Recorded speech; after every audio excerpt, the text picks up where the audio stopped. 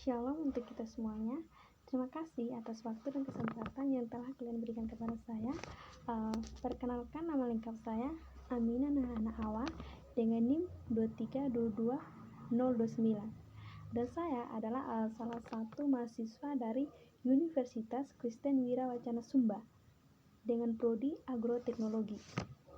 Nah, di sini saya akan menjelaskan sedikit apa sih pengertian dari etika Kristen dalam bisnis. Nah, teman-teman, seperti yang udah kita ketahui bersama bahwa etika bisnis Kristen dia merupakan usaha ya untuk menjelaskan dan menemukan kebenaran-kebenaran ilahi ya yang terkait dengan ekonomi dan bisnis serta perilaku di dalamnya. Ya. Nah, di sini ada etika bisnis. Etika bisnis ini dia merupakan suatu usaha dan pada umumnya adalah hal yang sama di mana-mana. Motivasi untuk melakukan bisnis serta nilai-nilai ya dan cara yang dikembangkan dalam bisnis dapat berbeda-beda. Ya.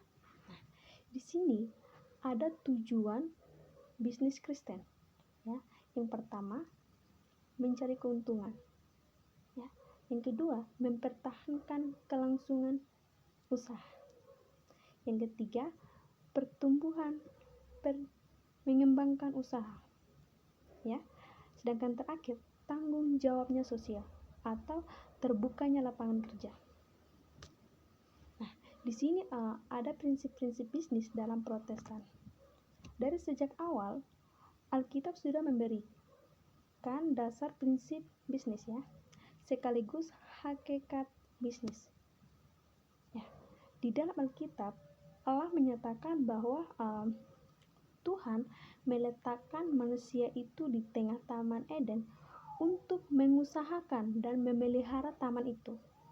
Ya, karena bisnis adalah hikmat yang Allah berikan kepada manusia sebagai ciptaan tertinggi dan sebagai wakil-wakilnya yang tercipta menurut gambar dan rupanya, sehingga mengembangkan dan menggunakan sesuatu porsi dan cara yang tepat untuk memberikan kesejahteraan bagi semua penghuninya.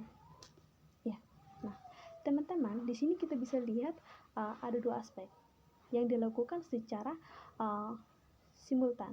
Ya, yang pertama aspek mengusaha, yang kedua aspek memelihara. Teman-teman, mengusaha dia ini seperti mengembangkan apa yang Tuhan udah siapkan di Taman Eden itu mempunyai nilai normal atau nilai tambah ya, dan mengembangkan untuk bisa menjadi sumber kehidupan bagi manusia ya. Nah, sedangkan memelihara dia ini merupakan apa yang Tuhan percayakan itu tidak akan menjadi milik pribadi kita lagi ya. Apa yang Tuhan udah percayakan itu tidak akan menjadi milik pribadi kita yang bisa atau dapat dirusak oleh manusia. Ya. Nah, di sini ada beberapa prinsip penting di dalam prinsip dan perilaku bisnis Kristen ya. Yang pertama, bisnis teologis. Kedua, bisnis kesejahteraan.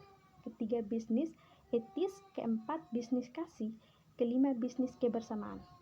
Nah, teman-teman, bisnis kesejahteraan ini dia merupakan bisnis Kristen yang harus memikirkan bisnis bagi semua manusia.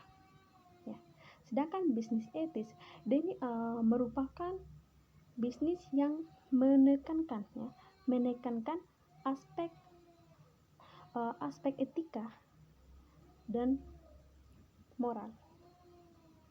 Nah, sedangkan bisnis kebersamaan dia ini merupakan bisnis yang bukanlah bisnis sosialis yang mau menyamaratakan atau disamaratakan dalam kerja.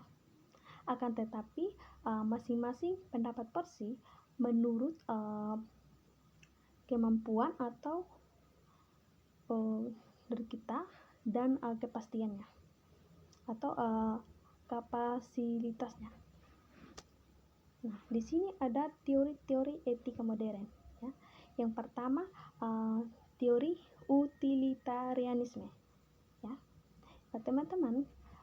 dari kata Latin itu utilis atau utility ya, yang berarti bermanfaat atau berguna atau kegunaan.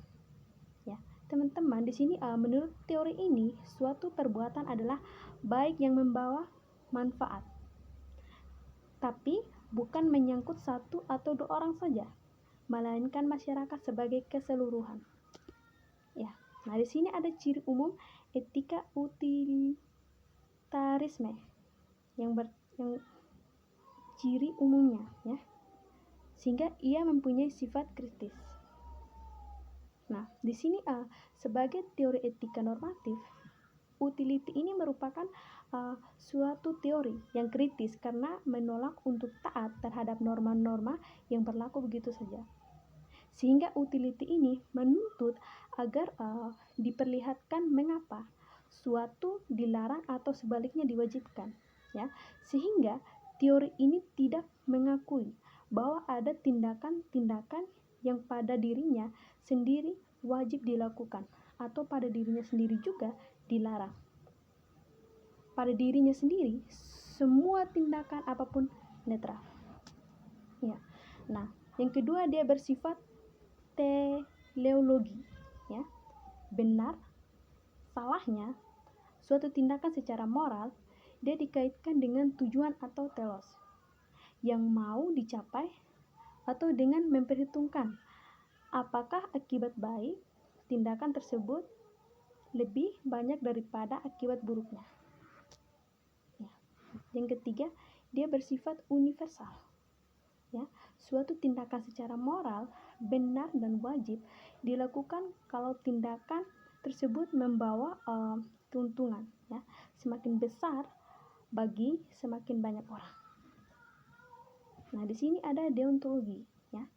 Teman-teman, seseorang akan disebut bermoral makalah ia memenuhi kewajiban moralnya yang berdasarkan hukum moral ya. Manusia wajib memenuhi hukum moral, entah itu membawa keuntungan maupun membawa kerugian bagi dirinya. Ya. Nah, di sini ada etika nilai. Ya. Menurut Max Keller, sebuah tindakan bernilai secara moral bukan karena merupakan kewajiban, ya, melainkan merupakan kewajiban karena bernilai sebagai secara moral. Ya. Nah, di sini ada keutamaan. Karakter atau fisik utama dapat didefinisikan ya sebagai disposisi, sifat atau watak yang telah melekat atau dimiliki oleh seseorang dan memungkinkan dia untuk selalu bertingkah laku yang secara moral dinilai baik. Ya, mereka yang selalu melakukan tingkah laku buruk secara amoral disebut manusia hina. Ya, nah, di sini ada beberapa terkait dengan etika bisnis. Keutamaan pelaku bisnis yang diharapkan adalah pertama, kejujuran, ya. Kedua, kepercayaan. Ketiga, fairness. Dan yang terakhir adalah keuletan. Ya. Oke. Demikian kiranya yang bisa saya sampaikan. Kurang lebihnya mohon maaf dengan sangat jikalau ada salah kata yang terucap, dan atas perhatiannya saya ucapkan terima kasih.